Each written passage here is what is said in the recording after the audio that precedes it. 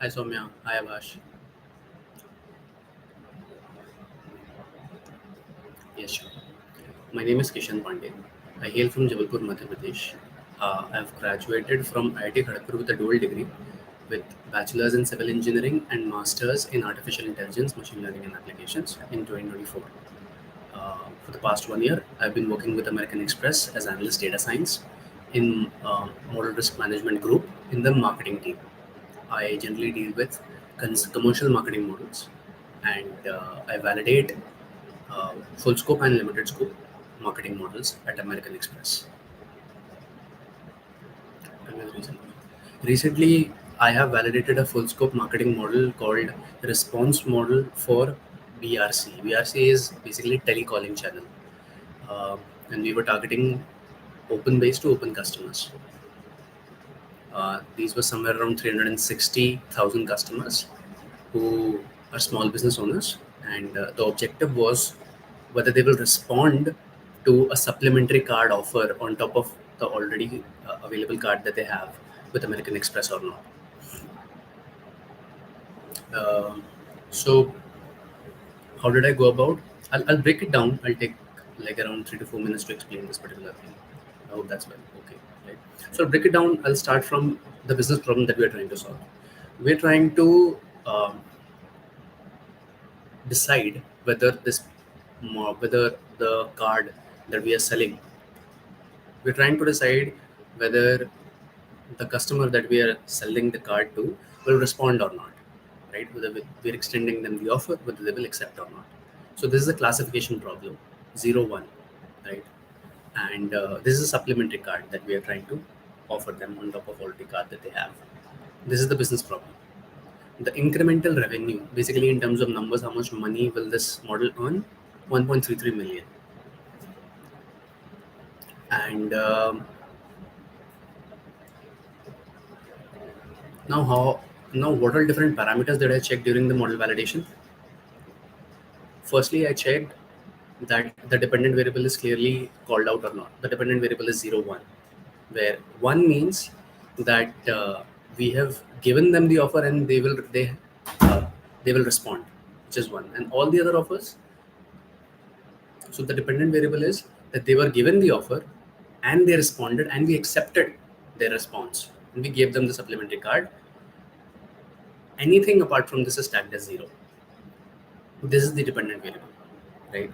Now moving on to what data I checked and validated that the data that the modeling team has used, whether that is sanitary data or not, the health of the data is correct or not. There is an independent incremental tool inside MRMG which I have contributed in building, which checks the health of the data on different aspects. One is variable stability, one is variable correlation, one is variable target relationship, variable dependent independent relationship, and one is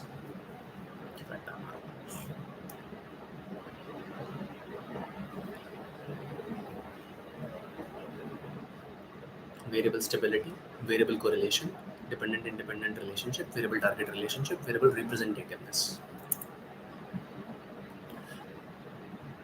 I'll go into the details of how we conducted this test because that's a bigger part. We'll move on to what are other tests that we conducted. So, moving ahead, we conducted, I conducted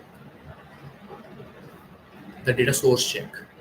Um, these were basic SQL checks that I conducted, and then the variable selection process, which is the main thing. Here, recursive feature elimination and information value was used as a method. Recursive feature elimination is simply put, iteratively, I will train the model starting with a list of around 500 variables. And at every step, I'll drop 100 variables and check whether the performance has deteriorated or not. If not, which means those variables were redundant variables and I can just discard them. Incrementally, recursive feature elimination leads to a final set of around 32 variables. Now, from that point on, another set of testing was done, where model interpretability was appointed, and Actually, before model interpretability, intuition based dropping was also done. Which particular variable does not look business intuitive? 2 to 3 variables did not look business intuitive out of 32 variables, those were dropped. Then, next model interpretability analysis happened. And in that iteration, 2 variables were dropped based on um, feature feature importance alerts or flip score alert. And after this, ये मत बोलना, ये मत बोलना, ये मत बोलना, ये डिपेंडिंग नहीं करता.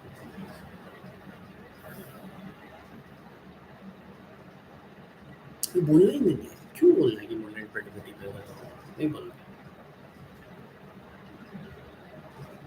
After this, a final set of 27 variables, 25 variables, uh, 27 variables was finally utilized. Actually, 32 to 25. 7 variables were dropped, and finally 25 variables were utilized. Also, I checked whether the data set utilized for validation, which is out of sample and out of time data set. Basically, there is a development data set, and there is on the same vintage, 70% data set is used for development, and 30% data set is kept just to validate the model that we have built, whether that the prediction that it is predicting is performing well or not. And one is out of time. A separate independent vintage data was also procured to test whether the model is robust or not. Has it overfitted, underfitted or not? So in order to test the health of data of these 3 different vintages, there is a separate framework inside MRMG American Express, which is data QC tool, where we check the percentage missing data in all these incrementally in all these 3 different vintages. We check the shift in the mean of the data, we check the distribution of data, and we check the outlier component change. These are 4 parameters that we check um, whether our data is performing well or not on these, and then finally we conclude that the data is healthy. Once we're done with this, next is I check hyperparameter tuning process. Here at American Express, we use Bayesian optimization. Bayesian optimization actually what is Bayesian optimization?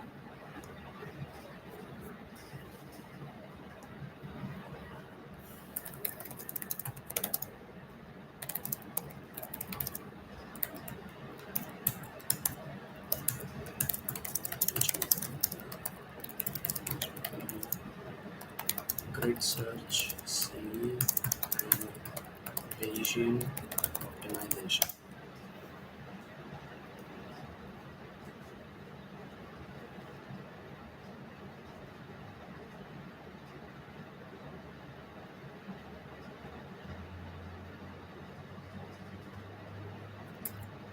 So here at American Express, we use Bayesian optimization to finally decide what model will we use. The modeling team did 100 iterations first to ultimately conclude that the range of hyperparameters that here we use, which is number of trees, maximum depth, min child weight, and the learning rate, these are the tunable parameters that we use.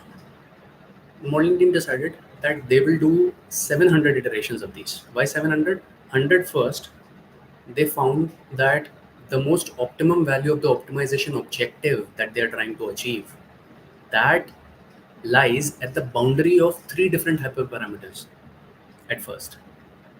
They expanded the hyperparameter tuning range. They did that incrementally 6 times to ultimately achieve that the final set of hyperparameters they got at the 7th iteration. And that was good in terms of the performance of the optimization objective, as well as it was less in complexity as well. So actually, that so the modeling team, they missed out on one point, that the overfit percentage and the complexity that they had utilized was not the most optimum overfit percentage and optimization complexity. There were better values as well. Although we were losing out on a little bit of the optimization objective value, but the overfit was reducing, the complexity of the model was reducing, and there are separate formulas inside American Express to calculate that. Now, since I challenged that, this ultimately got implemented in their hyperparameter tuning process, and after one validation review cycle, they just quickly changed the hyperparameter values and they accepted that as the final hyperparameter and the final model file that they showed to us. And accurate and appropriately, they changed the performance values as well. So finally, after this, I checked the model interpretability framework. Here at American Express, we use Shapley values as the model interpretability framework. And because these models are interpretable models, we use Shapley partial dependence plots to judge um, how well the model has fitted the concept as a margin. Okay, now after this, I assessed that the model is performing well on both out of sample, which is the same vintage as the model performance model, the vintage on which the model is built, whereas in comparison to the benchmark development dataset or a training dataset, the model was performing good in terms of Gini metric and accuracy metric. Gini is the rank ordering metric, accuracy is the point estimation metric. Since both of these were good, I checked whether the swap set analysis, the challenger model that they have built in comparison, um,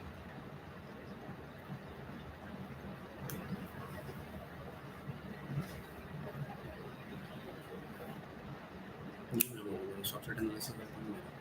Okay. Now, after all these checks, the model was good enough. However, I plan to build a challenger model where I checked that I was getting comparable performance results, comparable to what the modeling team has built. However, when I did the swap set analysis of the model, where I just tweaked a little bit of hyperparameters on exactly on the challenges that I built on, which I challenged the modeling team with, I got better swap-in customers who were responders in comparison to what the modeling team has built. And I asked for a separate swap set analysis from the modeling team for this. So this is how my challenge was an effective challenge, and the modeling team had to change that. And then ultimately, I got the praise, which I got the credit for building the challenger model.